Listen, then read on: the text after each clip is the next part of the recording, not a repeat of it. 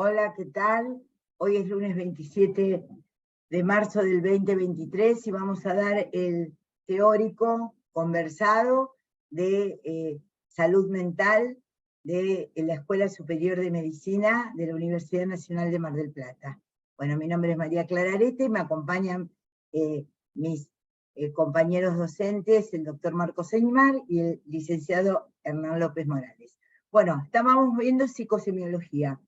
Algo que quedó pendiente de la presentación es que muchas veces al paciente, muchas veces van a ver presentación, 2 puntos, y el paciente a veces se lo pone excitado, a veces se lo pone deprimido, a veces se ponen esas 2 palabras, excitado, deprimido, pero deprimido descriptivamente, ¿no? Y otra cosa que no les dije, que me quedé pensando de las funciones psíquicas, es que justamente están todas articuladas. Ese es el tema, que les damos presentación, les damos actitud, pero claro, ahí aparece la pregunta sobre la conciencia, sobre la orientación, porque obviamente no es que hay una sola pregunta para la orientación, una pregunta para la conciencia, una pregunta para la sensopercepción, una pregunta para la ideación, una pregunta para el juicio, ¿sí? Sino que a veces el paciente empieza a hablar y con 3 o 4 palabras o con una breve cuestión que empieza a hablar sobre qué es lo que le pasa, ustedes pueden distinguir varias de esas funciones psíquicas, ¿verdad? Vamos a tomar algo que surgió de lo que antes se dijo como conciencia, conciencia-orientación, ¿no? La orientación es justamente el saber, la orientación en psiquiatría se trabaja básicamente bajo 2 aspectos, uno se llama autopsíquico y otro alopsíquico. Autopsíquico con respecto a sí mismo y alopsíquico con respecto al mundo en el que está. Entonces, ¿qué es un paciente orientado? Uno puede decir orientado en saber ciertas cosas sobre quién es, ahora vamos a ver cómo esto se conecta con la conciencia, y alopsíquicamente cómo está orientado en tiempo y espacio. Tiempo y espacio, sabemos lo que algo hemos estudiado de filosofía, que son los a priori kantianos, ¿no? Tiempo y espacio, digamos, que como a priori kantianos.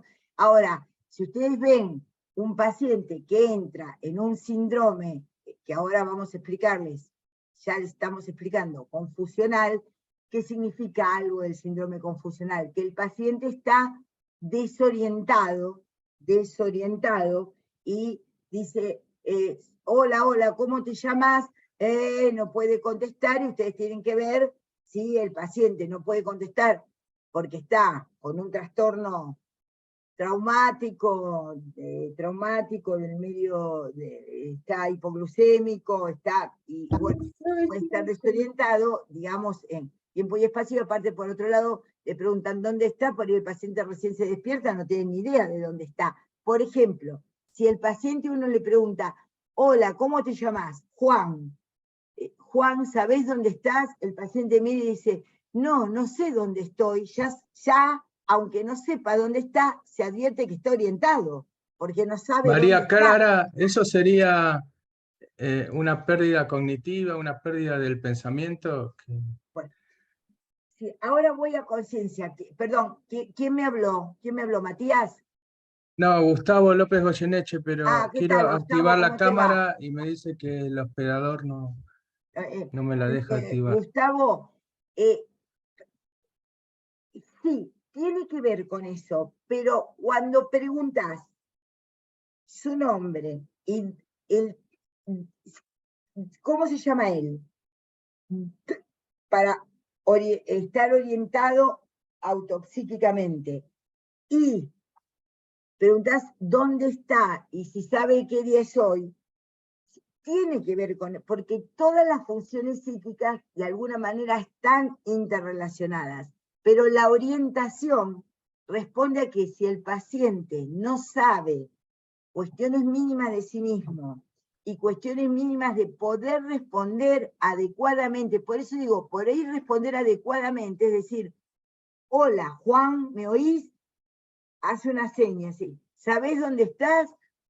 No. y es entendible, entonces es congruente. No es que va a decir, estoy en el tercer piso de Liga, el sector B. Eso no es estar orientado. Por eso les digo que orientado a veces significa que uno sepa que no sabe dónde está y por eso está orientado sin saber dónde está. ¿Se entiende esto, Marcos y Hernán? No sé si quieren decir algo con la orientación auto y alopsíquicamente. Sí, Sí, me profe, parece que un poco ahí lo que no sé si Gustavo vos pensabas esto de lo cognitivo, a ver, yo no sé bien a qué haces referencia, pero eh, esto que un paciente tal vez esté no orientado, o sea, o desorientado, no necesariamente tiene que ver con una cuestión de un deterioro cognitivo. Si por ahí tu pregunta iba por ahí. Porque puede ser un cuadro, como decía María Clara, que es un síndrome Agudo. confusional agudo, que muy probablemente tenga algún trastorno cognitivo, pero no necesariamente, porque puede ser una causa traumática donde el paciente se confunde y no era una persona que tenga un déficit cognitivo. Y ahí también aparece la desorientación. O sea, la desorientación es una función psíquica alterada que no necesariamente se da en el contexto de un cuadro demencial. No sé si por ahí, o de deterioro cognitivo. Porque un paciente con una debilidad mental también puede estar desorientado porque nunca pudo adquirir, digamos, una cuestión intelectual como para poder aprender, no sé, la fecha. Entonces, digamos, la orientación es una función psíquica que puede, digamos, pertenecer a más a más de un cuadro clínico, ¿no? Me parece que tu pregunta era si la desorientación iba solamente, o sea, me parece que por lo que hablaste era como más pensado a un déficit de cognitivo, me refiero a algo más de deterioro. No sé si era por ese lado o no. Gustavo. Sí, sí, totalmente. No, no. Puede ser agudo transitorio. La desorientación Ah, puede ser aguda, transitoria, pasajera y recuperable. En cambio, ya otros cuadros que configuran un síndrome demencial implican la desorientación más otras funciones psíquicas alteradas. La desorientación puede ser porque fumó demasiada marihuana. Una vez que se le claro. pase, una vez que que haya metabolizado el cannabis, vuelve a orientarse. Entonces, entonces el tema de la orientación no es que sepa dar datos precisos, no le van a preguntar si está orientado, a qué latitud y longitud estamos geográficamente, porque entonces estaremos la mayoría de nosotros desorientados. Uno podría, por eso digo, poder ubicarse en tiempo y espacio dentro de las capacidades culturales, epocales, sociales de cada uno, ¿no? Pero preguntarle el GPS y el almanaque, está muy bien lo que dice César, GPS y almanaque subjetivo, está muy bien, claro. Uno por ahí, está bien, no sabe a qué nivel de la... Claro, está muy bien lo que decís, no se me había ocurrido, muy buena idea, GPS y almanaque subjetivo, bueno, sí, yo por eso hice el chiste antes de empezar la clase, che, ¿qué día es hoy? 27 de marzo, ¿vieron? Porque uno por ahí sabe qué día de la semana es, pero está un poquito confundido. Por ejemplo, con la pandemia, la gente no sabía qué día estaba.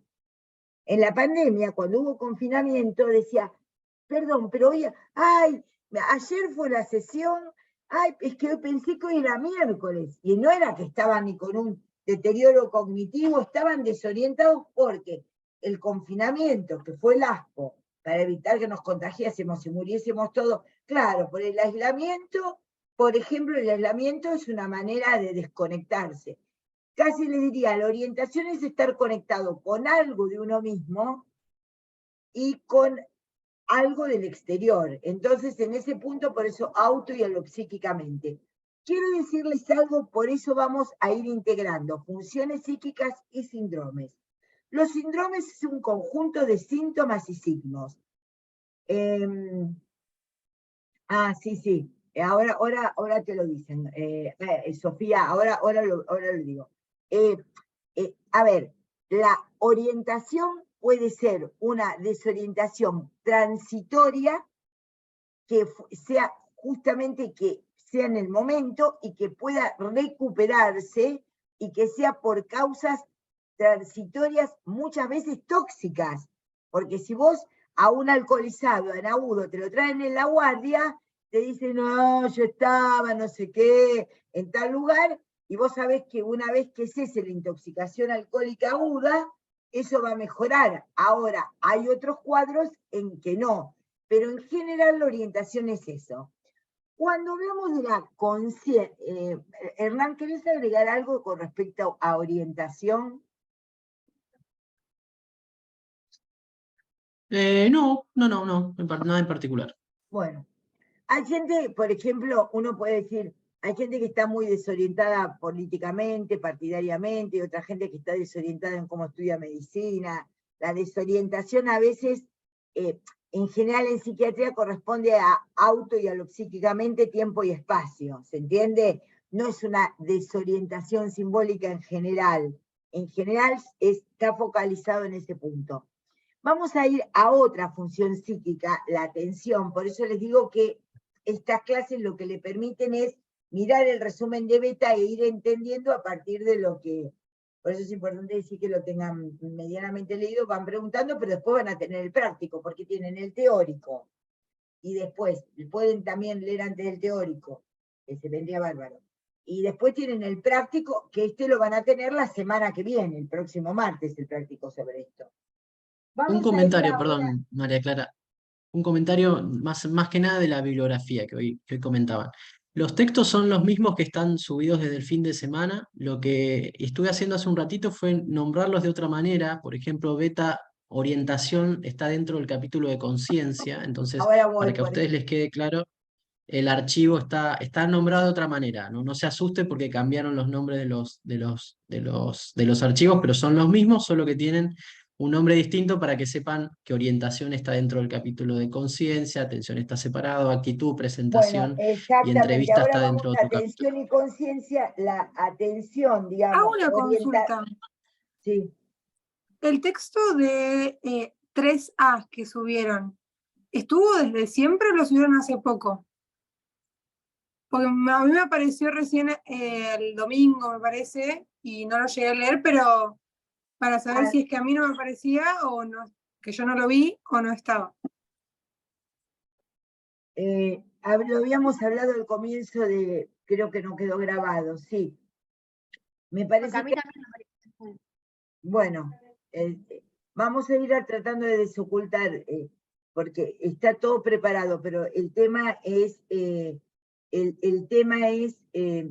que por ahí vamos tratando de ver cómo vamos dando los teóricos y cómo vamos nombrando los textos son los mismos, es Beta, para psicosemiología, para que ustedes pueden ir viendo justamente los resúmenes, ¿se entiende? O Maritán, Beta y Maritán, pero que por eso lo hacemos así. Ven el texto, lo vemos en el teórico, lo vuelven a ver en el práctico, ¿me entienden? Para que tengan 3 toques con los textos, ¿se entienden? Para ver la clínica. De la misma manera que el otro día una estudiante me preguntaba, ¿no vamos a ver prácticos? Y yo digo, sí, prácticos vemos todo el tiempo.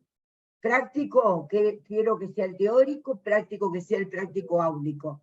Porque ustedes de ir a ver cómo trabaja un médico o una médica psiquiatra o una colega psicóloga en una salita y ver una entrevista, son 300, no van a ver uno que es una primera entrevista de una enuresis de un niño, otro ver un alcoholismo, el otro, digamos, los cuadros clínicos los vamos a ir tratando de generar, armando especies de ABC, ABP, ¿se entienden? En donde esto también tiene que, yo el otro día les dije, algunas comisiones, no sé si las he repetido en todos, la presencialidad y la clínica se pueden transmitir de esta manera. Es muy difícil que en toda la carrera de medicina, todas las especialidades, ustedes puedan ver todos los cuadros. La idea es que nosotros les vayamos presentando de esta manera y que ustedes puedan ir captando esto. vamos a ir verificando esto que ustedes nos dicen de los textos para que les queden más claros, ¿sí? Vamos a ir corrigiendo esas cuestiones. Les quería hablar de una función psíquica que es esa atención, la atención, ¿eh? Tiene mucho que ver para poder llegar a conciencia. La atención es la capacidad de focalizar sobre un tema. La focalización de un tema, ¿vieron cuál es? Aunque no conozcan la palabra que ahora se las vamos a enseñar, ¿cuál es la palabra que las maestras desde la primaria y las mamás y papás desde la cotidianidad de la casa nos retan porque estamos con falta de atención? ¿Qué nos dicen? ¿Que estamos cómo? Distraídos, ¿puede ser? Claro, ahí está, distraídos. ¿Quién lo dijo? Matías, profe. Matías, ahí está. La atención tiene que ver con la distracción en la vida cotidiana. Eso es lo importante que ustedes capten, ¿me entienden? Porque si no les queda un montón de palabras de psicosemiología y no saben cómo aplicarlo. Claro, cuando te dicen, che, qué distraído que estás, ¿no? Qué distraído que estás. ¿Eso qué significa? Que la persona no puede focalizarse sobre un tema. Por ejemplo, ustedes por ahí, antes éramos 53, ahora somos 40, por ahí estos están más focalizados, están más concentrados, tienen mayor nivel de atención, porque hay que sostener la atención. La atención es la capacidad de focalizar, digamos, sobre todos los estímulos que vienen del mundo, focalizar sobre algo del mundo y del interior, del interior, ¿no? De uno mismo, captar sobre algo. Entonces, ¿qué es la orientación o la capacidad de focalizar? ¿Qué temas hay con respecto? ¿Cuál es la primera clasificación de orientación? Hay una orientación espontánea y una orientación voluntaria. ¿Querés hablar un poquito, Marcos, de la orientación, de la atención voluntaria e involuntaria? ¿Y Hernán? Sí, está bien. Bueno, sí, como decía recién María Clara, hay dos tipos de atenciones. La voluntaria es la que uno tiene como un esfuerzo, ¿no? Para, digamos, para realizar o para mantener el foco de la atención. Que podría ser, por ejemplo, estudiar. O sea, cuando ustedes estudian, focalizan la atención sobre algo y, digamos, esto, digamos, tiene que ver con la atención voluntaria. En general, esta atención Entonces, voluntaria... ¿eh? la atención no sería una función, sino más bien una acción. No, es No, función. es una función. Función. Es una ¿Es una función. función? Es una una función. Bueno, Pará, ¿quién habla? Gustavo. Gustavo. Todas las funciones se expresan en acciones. Si la persona está desorientada, mueve la cabeza como diciendo dónde estoy, puede agitarse. Entonces, a partir de porque las funciones psíquicas se estudian desde el discurso y desde también cierta actividad del cuerpo. No, a mí no me gusta decir que es prelingüístico, porque nada es prelingüístico. La actividad del cuerpo también es lingüística. Secundariamente se expresa en el cuerpo. Entonces, vos tenés que ver en la acción, por ahí lo que vas a ver más puntualmente en la acción es la actividad. Por ejemplo, bueno, después vamos a ver actividad, pero lo que te quiero decir es, toda función psíquica vos la vas a ver por el discurso y por la acción. ¿Me explico? Sí, Sí. yo entiendo. Perdón, no soy Gustavo, pero creo que él lo decía desde el lugar de que en el libro, efectivamente en el beta, a partir de la definición que da, precisamente dice la atención no es una función sino una actitud. Obviamente nosotros nos quedamos con lo que dice la cátedra. Ya está bien. Sí. Porque lo toma como si fuera una tendencia, pero porque ¿sabés cuál es más la actitud? Me permito disentir con el padre de la semiología, me permito disentir en este breve punto. Porque la tendencia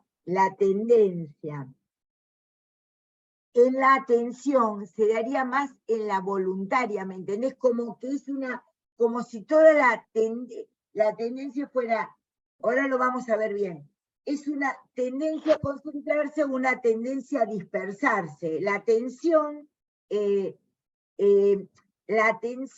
digamos, por eso el doctor les estaba diciendo que hay una voluntad de poder concentrarse en algo. Por ejemplo, por ahí ustedes están viendo la clase y al mismo tiempo están viendo lo de WhatsApp, ¿entendés? Que les signan cosas de WhatsApp o algo de Twitter, puede ser, ahora lo vamos a ver eso, ¿cómo se llama? Se llama multitasking, ¿no?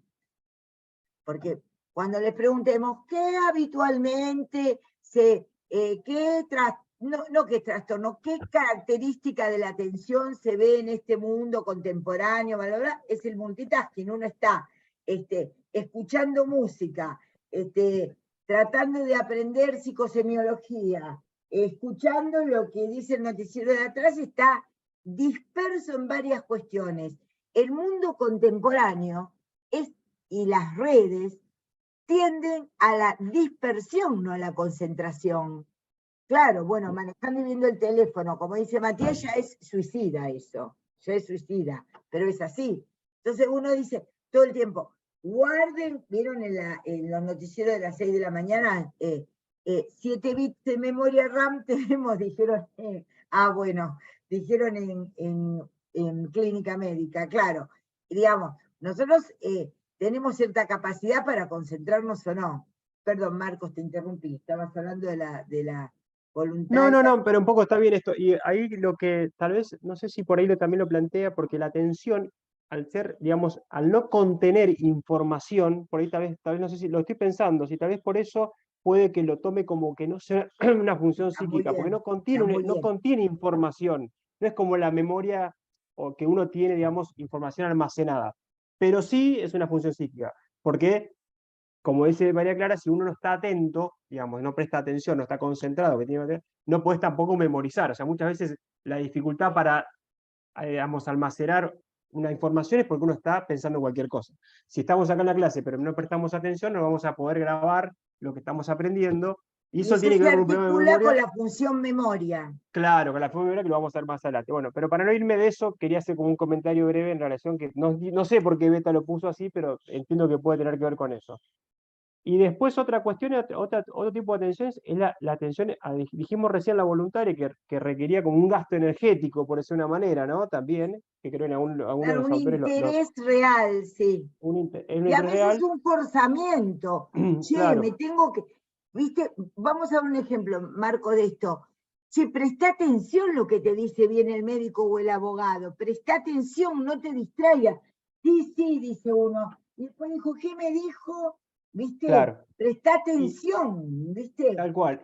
Y la atención espontánea es un poco digamos, la que uno, justamente, entonces estamos hablando acá y todos tenemos de alguna manera estímulos. Yo hoy tengo bastantes estímulos externos que me están interrumpiendo. La próxima semana voy a tratar de ordenarlos un poquito más.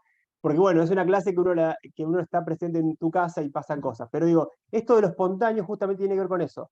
Un ruido, alguna cuestión que uno no está focalizando en eso, pero que nos interfiere, ¿no? Esa sería la atención espontánea. Después ya veremos las alteraciones en más y en menos, que son cuantitativas, que es un Ahora las poco, vemos. digamos, claro, son las alteraciones de la atención, que van a ser, como vimos en orientación. ¿Cómo se podría, se te ocurre alguna homología con respecto a cibernética, con respecto a esto? Porque, por ejemplo, está muy bien lo que dijo Marcos, porque la atención no tiene contenido, sino va en busca de algo del cual no se sabe el contenido. Es como, uno podría decir, cuando uno busca el archivo, ¿no? Por ejemplo, yo le pregunto cosas de la computadora a Hernán, y Hernán me dice, busca arriba, no, un poquito más a la derecha, María Clara, yo estoy con él. A ver, Hernán, que no encuentro tal cosa, busca más a la derecha, ¿no? Acá, no, ahí, uno busca, ahí, está buscando. La atención busca, no sabe bien lo que busca. La atención se concentra, no es en lo que se concentra, porque no sería algo así, Hernán, cibernéticamente para hacer una.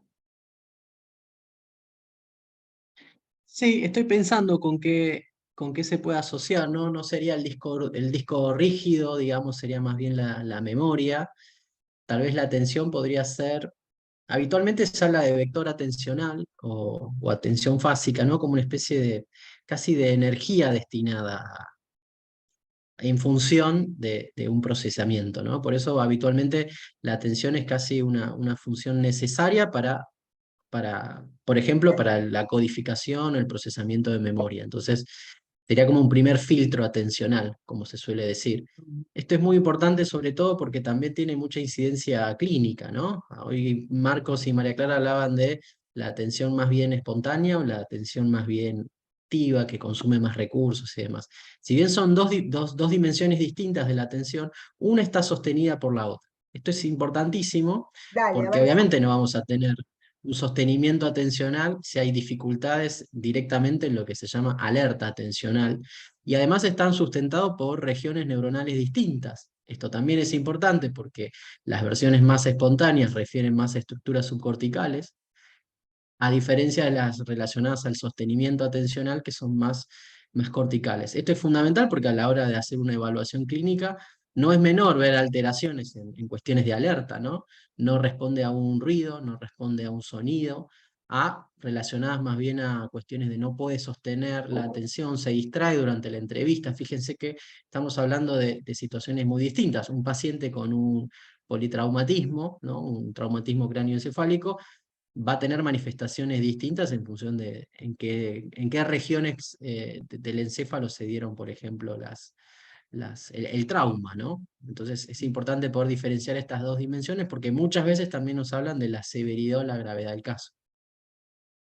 Vayamos a las cuantitativas. Gracias, Hernán. Marcos, planteemos las alteraciones cuantitativas y cualitativas de la atención.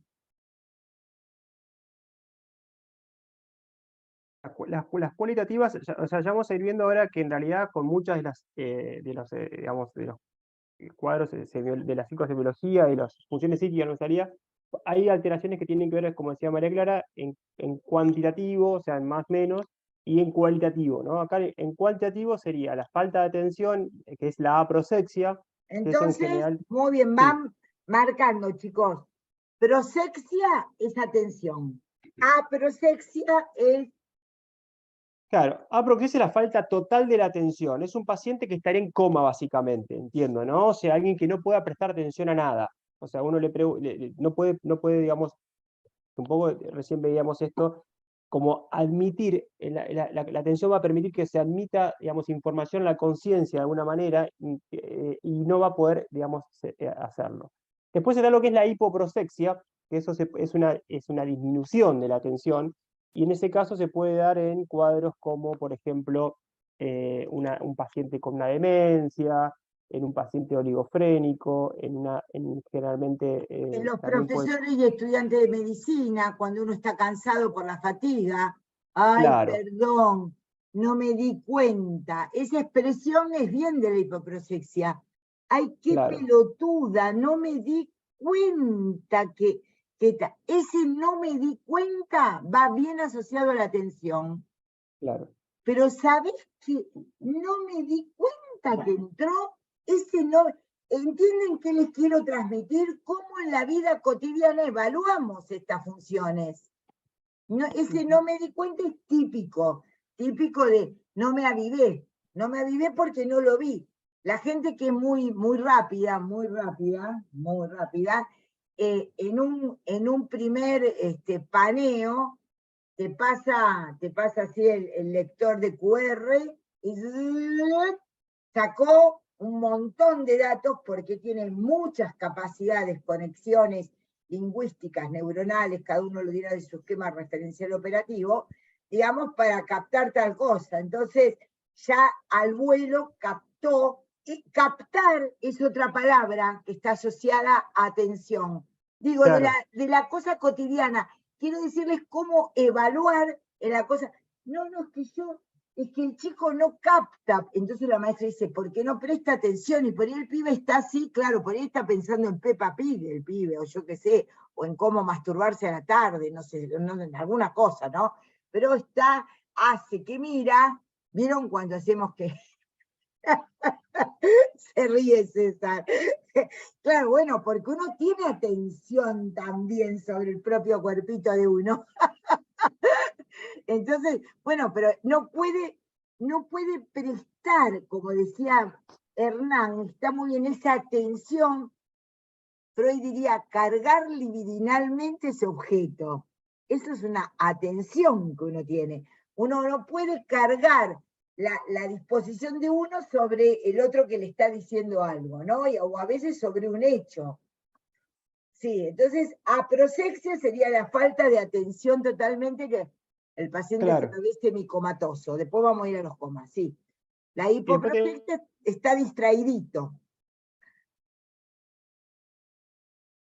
Bueno, se tildó un poquito Marcos. Sigo yo. La hipoprosexia, ahí volviste, Marcos. ahí Porque volví, te ahí había volví, quedado. ahí volví. Sí, sí, se ve que se me corta internet. Dice conexión muy inestable. La hiperprosexia sería el aumento de la tensión, que eso se da a Pará, veces. porque yo repetí hipoprosexia. Hipoprosexia es Ah, cuando está distraído, dicen las maestras. Entonces claro. está hipoproséxico. Muy bien. Claro, y la Hiperprosexia ahora. hiperproxexia, que sería el aumento de la tensión voluntaria, que eso por ahí es bastante característico en los pacientes que tengan un cuadro delirante, donde están como muy atentos a eso, ¿no? O sea, como muy hipervigilantes, están muy presentes su atención en el afuera, o sea, no sé, por ejemplo, no sé, tienen una paranoia y están mirando a ver si cómo los miran, cómo digamos, el resto se dirige hacia ellos. Eso sería generalmente la hiperprosexia. Después van a encontrar la paraprosexia también como alteración, donde es una alteración en la atención donde predomina la atención espontánea. Esos son pacientes generalmente con un cuadro de excitación psicomotriz, por ejemplo, donde en general uno pedirle a ese paciente que se ponga, digamos, a hacer algo que implique digamos, atención voluntaria es casi imposible, porque está como muy, muy atento a todo lo que pasa en el entorno, pero ponete a leer un libro y entender lo que estoy diciendo es algo, digamos, impensado. Ustedes, chicos y chicas, ¿escuchan algo de Serrat? ¿Se acuerdan esa canción que él se levanta y dice, tengo tos al levantarme, una mosca pasó por acá? No me acuerdo ahora cómo se llama la canción de Serrat. Y él se va en diferentes asociaciones porque está paraproséxico, quiere decir, presta atención a la mosca, presta atención, uy, mira, por ejemplo, la mujer, porque quiero plantearles esto en la vida cotidiana, cómo uno puede estar hiperproséxico y paraproséxico y estar dentro del rango de la normalidad neurótica. Por ejemplo, está paraproséxico porque está más interesado está mirando una película, ve una persona que le gusta, mira, y se supone que la atención debe estar en la película. Pero entra alguien que le gusta o alguien que quiere chusmear sobre algo, y ahí ya la atención, el objeto llama al psiquismo. Eso es la atención externa. Cuando la atención es, el objeto se impone al psiquismo. Ahí estamos. Se me acaba de ocurrir esta definición, ¿no? Pero es así. El objeto se impone sobre el psiquismo, está paraproséxico porque está prestando atención a otra cosa, a la atención, uno podría decir a lo importante. Si me está hablando de no sé qué cosa, entró alguien que me interesa y miro. Y lo otro de la hiperprosexia, uno podría verlo en el campo de la psicosis, con las cosas delirantes, y si no, ¿quién no ha estado enamorado acá? Todos, de alguna manera todos. Y vieron que uno empieza a mirarle, me parece que hoy vino con la cara un poquito mal. ¿Se afeitó o no se afeitó? Bueno, claro, yo hablo de los hombres, ¿no? Pero bueno, puede ser cualquier objeto. Yo hablo de los hombres. ¿Se puso la camisa nueva o no se puso? Soy antigua, chicos y chicas yo. Bueno, entonces, ¿se puso la camisa nueva o no? Ay, mirá que, entonces uno está, y después uno se lo cuenta a una amiga, otra amiga, y dice, deja de romper las pelotas, pues yo qué sé qué camisa tenía puesta. Claro, pero la hiperprosexia es por interés. Perdón, la hiperprosexia, digo bien, es por interés. Entonces siempre hay algo que mueve de alguna manera el interés de lo que uno va a focalizar. Y después tenemos el multitasking, que hacemos todo juntos.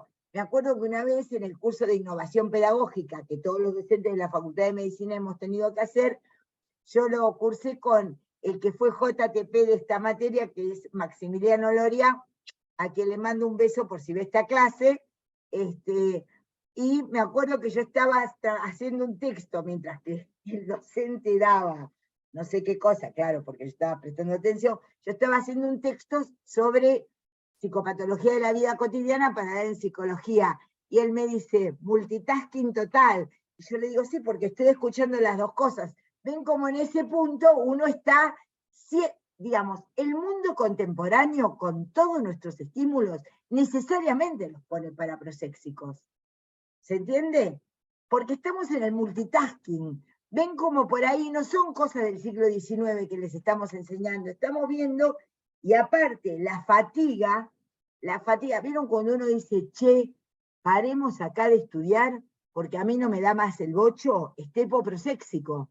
¿Por qué? Porque no puede concentrar la atención en lo que está, lo único que quiere es dormir o ver alguna pelotudez que lo descerebre, ¿me entendés? Vieron que hay series o películas que necesitan mucha atención. Y después uno tiene, si se pone a ver TikTok, por ejemplo, pensemos en el fenómeno del TikTok o de las, no, uno pasa, tac, tac, tac, tac, tac, tac. Yo el otro día, por ejemplo, aprendí cómo hay que poner las bananas en la heladera para que no se pongan amarillas rápidamente. No sé, una señora explicaba que hay que, no sé, ponerles una cosa en el cabo de la banana, porque por ahí entra no sé qué otra cosa y no se ponen amarillas. Lo probé y anda. Ahora, eso es un TikTok. El TikTok, papel de aluminio, gracias Dolores, gracias. Yo no tenía papel de aluminio, te digo, lo probé con un plástico y una banda elástica y anduvo. Muchas gracias. Pero el TikTok, todo, piensen esto, todas las redes, la comunicación, uno dice, no voy a ver un audio, no voy a escuchar un audio de 2 minutos 30, lo pongo en 1,5 o en 2. Pobres ustedes que se bancan 1 hora y 1 hora, ¿qué se le va a hacer, chicos? Pero van a ser médicos y médicas, ¿qué le va a hacer? Profe, Sí, dale. quería hacer también una duda en referencia a eso último que se estaba hablando. Sí. Ponele, por lo general, o digamos varios nos debe pasar cuando leemos, de repente yo me doy cuenta que estaba leyendo, estaba en mi mente, no estaba pasando, mis ojos pasaban la lectura, pero yo estaba en mi mente en otro lado. Ahora, cuando la atención, porque digamos, tenemos ¿no? Los procesos, o sea, uno va siguiendo eso, pero la mente funciona de otra manera, y yo estaba, digamos, enfocando a lo de adentro. ¿En qué entraría? Porque lo que veo es que son alteraciones de la conciencia sobre estímulos externos. No, de la atención, no hablamos de conciencia. Perdón, no te confundas. Sí. Perdona, César, es que después tenemos que tomar el choice y no es conciencia, es atención. Dale. Totalmente. De hecho, es más chiquito que conciencia, atención. Ahora, muy bien. Digo, nosotros podemos focalizar la atención a un estímulo, por ejemplo, si alguien entra, si alguien grita, si algo me toca, o a lo que yo quiero, por ejemplo, leer, pero digamos, son siempre estímulos sensados por algo de nuestro cuerpo que nuestra conciencia es la que va, digamos, a unir. Pero yo quiero, digamos, cuando nosotros prestamos atención a lo que pasa en nuestra mente, ¿a dónde entraría? Porque una paraprosexia dijimos que es lo de afuera. Y No, pero pero bueno, está muy bien. Eso significa todo un problema filosófico, psicológico. Voy a tratar y los compañeros docentes me van a ayudar. Lo vamos a ver bien en Senso Percepción, donde yo doy una clase que me gusta mucho que se llama El mundo y nosotros, ¿no? El mundo y nosotros. Evidentemente hay algo de la atención, por ejemplo, mira, te voy a dar un ejemplo que es un poquito dramático, soy un enrosque con estas cosas, no, está muy bien, eso lo dice César, no, está muy bien. Mira, hay un proceso que yo te voy a explicar que pasa, que lo vemos mucho quienes atendemos, quienes atendemos ¿no? Pacientes que nos vienen a consultar por ser, sí. El proceso de duelo.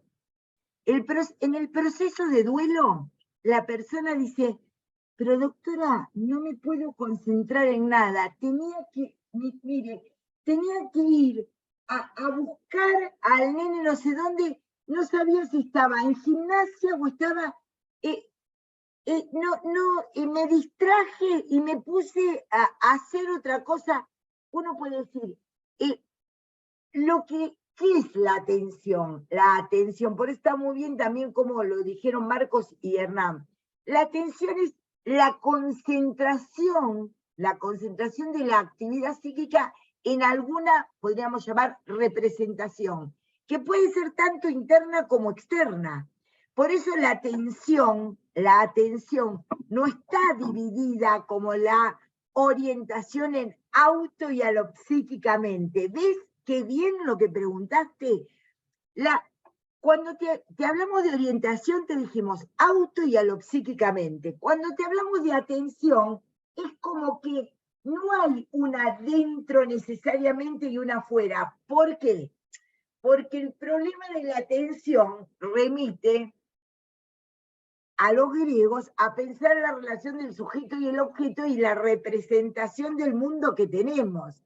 Entonces, uno puede, suponete que en este momento uno va caminando por la calle, prestando atención a la puta que lo parió, hoy tengo que pagar la patente, y en eso yo, ¡pum!, un estruendo, mira, la atención ya se dirige afuera. Ahora, una vez que la atención es una atención dirigida afuera, uno pierde la noción de si tenía que pagar la patente o no, por ejemplo, ¿me entendés? Ahora, ¿cómo delimitar ese adentro y afuera? La explosión de afuera, ¿cuándo se convirtió en una sensación interna? ¿Entendés lo que te digo? Cuando se tradujo por nuestro sistema nervioso. Claro, porque el mundo no existe si no es por sus representaciones, de ahí lo de la caverna de Platón y otras cosas que podíamos explicar. Cuando se racionaliza, dice Jerónimo, pero ¿sabés, Jerónimo, qué pasa?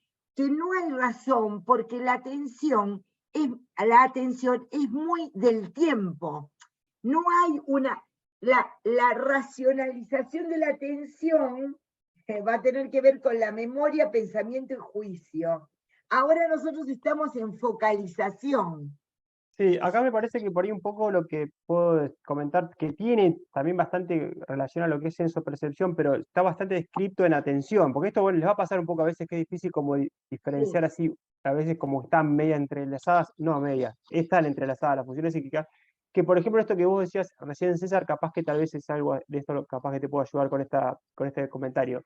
A veces pasa que la atención, por ejemplo, voluntaria, puede estar disminuida para el entorno, o sea, la persona y está como aumentada, o sea, puede estar hipoproséxico para el entorno e hiperproséxico para sus vivencias, para su patología, para un depresivo, por ejemplo. Entonces vos a esa persona, vos te parece que está hipoproséxico porque está tan como autocentrado en su malestar que no presta atención, no puede prestar atención, pero la atención está como metida como para adentro, como por decirlo de una manera. Pero tiene que ver con que su malestar le toma, por decir de una manera, está tomado por esa atención, por ese malestar que no le permite, digamos, tal vez prestar atención a la afuera. En algunos libros lo describen así.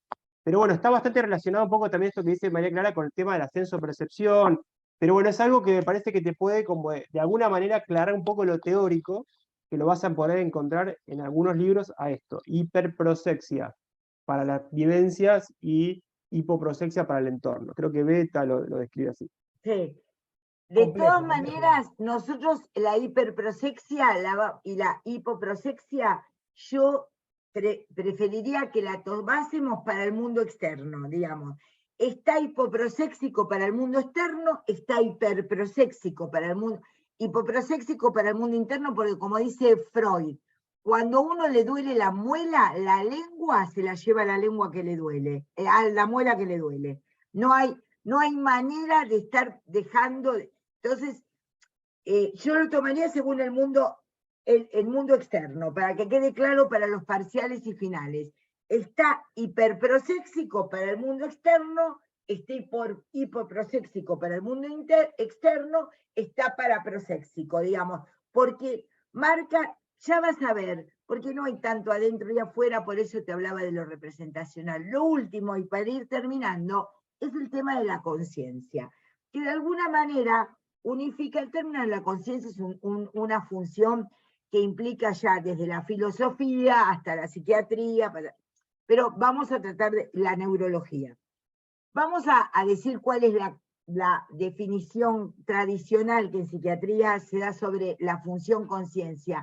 Por eso antes me parece que Matías, contexto pasa a ser mundo externo, por eso yo dije contexto. Bueno, está bien, Mati, pero escúchame, pero si te preguntan, por ejemplo, vos estás recibiste un paciente, ¿no? Recibiste un paciente.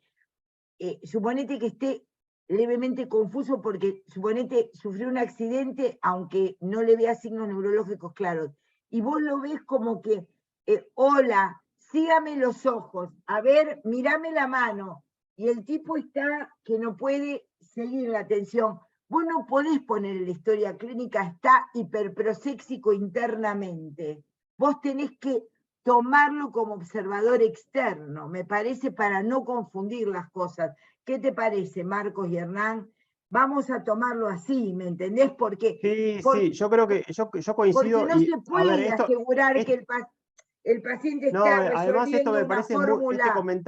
este comentario que yo les hice es muy de la especialidad, o sea, va de la especialidad, es como muy fino, me parece que después se van a perder en detalles y a lo mejor en el examen no van a saber diferenciar una cosa y la otra. En la Pongan, clínica, digamos, diferencien así, como dice María Clara, hipoproséxico, aproséxico, hiperproséxico, y en base más que todo al mundo externo. el mundo externo, porque es la atención. Ahora, cuando les dije lo del duelo, por ejemplo, el proceso de duelo, ¿no? Que implica la elaboración de una pérdida, el paciente está tan concentrado en su mundo interno que está hipoproséxico afuera, pero ustedes no van a ser psicoanalistas ni psiquiatras que vean, ay, está concentrado en su mundo interno. Mejor que ustedes pongan lo que están viendo y si ponen aproséxico, hipoproséxico, el neurólogo sepa, este vino con alguna contusión, por ejemplo, ¿me entiendo?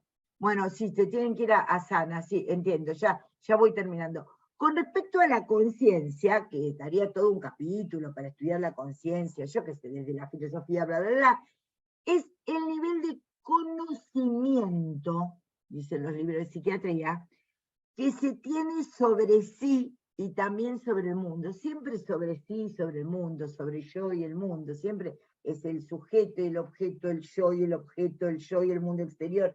Siempre en psiquiatría, en el campo de la salud mental, está eso que vamos planteando.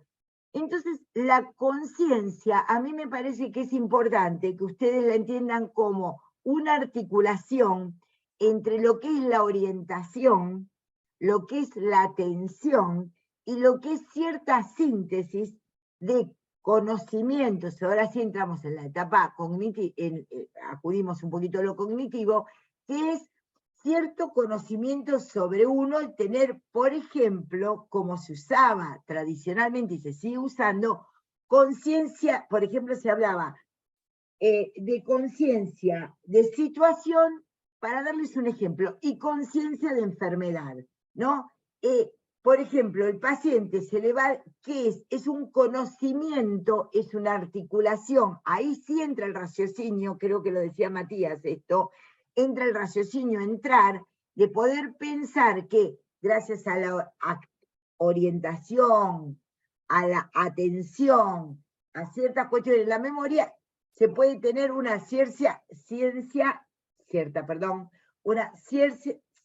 contextualización. Ven cómo el cansancio hace que uno se vaya equivocando. Ustedes, a mí me parece útil, como médicos y médicas generalistas, que ustedes tengan esta cuestión de lúcido, vamos a decirlo, digamos los grados de lucidez. Está lúcido, responde, ven, y ahí toma la orientación y la atención. Lúcido, orientado en tiempo y espacio. Cuando lúcido, dice lúcido, es por conciencia. ¿Por qué? Porque puede tener un grado de estrechez de la conciencia, cuanti y cualitativo, ¿me entendés? Quiere decir que no sepa cosas sobre sí. Pero si antes no le dábamos orientación y atención, es más difícil todavía darles conciencia. Entonces, que esté lúcido, somnoliento, soporoso, confuso o en coma. Esas son las alteraciones de la conciencia. Entonces, la conciencia, a mi entender, decime Marcos y Hernán cómo lo toman, desde las mínimas cuestiones que los estamos introduciendo en la psicosemiología, tiene que ver justamente, claro, Matías, tiene que ver justamente con una síntesis de estas funciones que vimos, ¿no? Que son orientación y atención, y que se articulan también con algo del orden de lo cognitivo, en el sentido de, ¿se da cuenta que está enfermo? ¿No se da cuenta que está enfermo? ¿Se da cuenta que es un conflicto? ¿Con qué? Así como antes la atención decías, ¿estás distraído? ¿Estás en la luna de Valencia? ¿Qué pelotudo que estás hoy? Yo qué sé, con respecto a la conciencia uno podría decir, pero vos no entendés nada. Ahí cuando vos, pero entiende o no entiende, cuando el familiar pregunta, perdón doctor, ¿entiende o no entiende? Les está evaluando conciencia, ¿no es verdad? Están en terapia intensiva. ¿Entiende o no entiende? Entonces dice, quizás esté escuchando, dice el médico, la médica, yo qué sé, quizás escuche, no sé. No, pero hay una dimensión. Vamos a dar los grados de conciencia, Marcos y Hernán. Bueno, ahí Un un poco lo que comentario, María decía. Clara, que, A ver, Sí. perdón, que No, ayuda, a mí no. me ayuda mucho a entender esto que decís, María Clara. Cuando hablamos de conciencia, creo que el verbo ser y estar nos permite hacer esta comparación, ¿no? Entre estar consciente, y es ahí donde vemos los estados de conciencia y se solapan mucho. De hecho, para muchos es lo mismo, digamos, evaluar cuestiones atencionales o de orientación, porque estar consciente es estar lúcido, y estar lúcido implica tener un mínimo de recurso atencional. Y otra cosa es ser consciente, ¿no? Que ahí estamos en la dimensión de ser consciente de uno mismo, ser consciente de la situación, ser consciente de uno mismo a lo largo del tiempo. Esa es otra dimensión de la conciencia, como dice María Clara, se evalúa de otra forma y, digamos, para poder separar, es un constructo muy amplio y muchas veces parece que se solaparan o que se contradijeran, pero estamos hablando de dos niveles distintos de conciencia. Estar consciente, que es ahora lo que vamos a repasar como los diferentes estados de conciencia, y ser consciente más en un sentido de conocimiento, como dice María Clara. Decí los grados de... Muchas gracias, Hernán. Digamos los grados de conciencia, Marcos, ¿te parece? Bueno, acá un poco lo que hablaba recién, cuando hablamos de lucidez, esto es importante, cuando hablamos de lucidez es en general atención, orientación, atención, senso, percepción y memoria conservada. Entonces cuando uno dice está lúcido y lo ponemos en una historia clínica, tiene que tener todas esas funciones conservadas, no siempre Las está... cuatro. Las cuatro. En general, beta dice atención, senso, percepción y memoria, pero yo creo que orientación también. Igual si tiene esas tres, yo creo que la cuarta la agregaría, pero sí. no sé. Pero atención, senso, percepción, memoria y orientación le ponemos nosotros acá, le agregamos. Porque por ahí ustedes pueden decir, un paciente, por ejemplo, está con la atención alterada, que estamos viendo en esta clase, y ya no le podemos poner que está lúcido. Ese paciente está vigil, es un grado menor de conciencia. O si está con alucinaciones, que ya vamos a ver que es una alteración sensoperceptiva, tampoco podemos poner que está lúcido. Tenemos que poner que está vigil. El término correcto es vigilia. Entonces, cuando ustedes ponen paciente vigil, están haciendo referencia a un grado menor de lucidez de la conciencia, que el máximo sería, digamos, el máximo nivel de conciencia sería lucidez. Después viene la vigilia, como les decía, que es un grado menor de alteración de la conciencia, que generalmente tiene alguna de estas alteraciones. Después, bueno, hay muchas clasificaciones, pero está el que tiene la obnubilación, después está el sopor, estupor, coma, creo que eran esas más que todo las que, digamos, depende de dónde lo lean. Pero bueno, básicamente... Con esas nos alcanzan, que acaba de decir el profesor. No les bueno, vamos a preguntar otras. Pero esto me Pero, parece por importante ejemplo, porque diferenciar esto de el estar y el ser consciente que planteó Hernán, y estos grados de la diferencia entre vigil y lúcido también son elementos a tener en cuenta. Claro, por eso le ponemos en casitos clínicos de los exámenes y ponemos, por ejemplo, paciente y vigilio, y ustedes ahí van a tener que ver estas cuestiones y ahí y diferenciar. Nada, y me parece que también es importante a la hora de hacer historias clínicas, ¿no? Porque uno por ahí pone lúcido como algo, yo lo he visto mucho en las historias clínicas, lúcido como que a todos le ponen lúcido, y por ahí está desorientado, o está con hipoprosexia, y como Sí. que no, como que Yo no la pueden verdad ponerle nunca. que si está con hipoprosexia y está con desorientación, jamás pondría paciente lúcido, jamás. En la historia pondría vigil porque no está dormido. Exacto, exacto. Pero me ha pasado de leerlo, entonces me parece que como Y una si manera uno lee cada cosa que ni se cuenta, ustedes imagínense, que a veces que hay gente que no sabe ni cómo ocultar la base de los pulmones, miren si va a saber psicosemiología, ¿no? Pero se supone que, bueno, estos 27 que quedamos presentes acá nos interesa. Voy a hacer una vista general. Bueno, bueno, muchas gracias a todos los que están acá, a César, a Hernán, a Marcos, a Cintia, a Maya, a Micaela, algunos están por ahí en multitasking, a Leandra, por ahí están en multitasking, pero nos han permitido estar con ustedes, ¿sí? Bueno, nos vemos mañana, lo ven para lo normal y lo patológico, en el práctico, y este práctico lo ven la semana que viene. Así tienen varios temas que vamos de alguna manera articulando. Les agradezco muchísimo a todos los que participaron, y especialmente a mis compañeros docentes con quienes compartí el dictado de la clase. Les mando un beso grande y hasta la semana que viene. Para mí, Chao, mañana profes. tienen el práctico. Chao, gracias. Chao, chao, nos vemos. Adiós. Nos vemos, chao.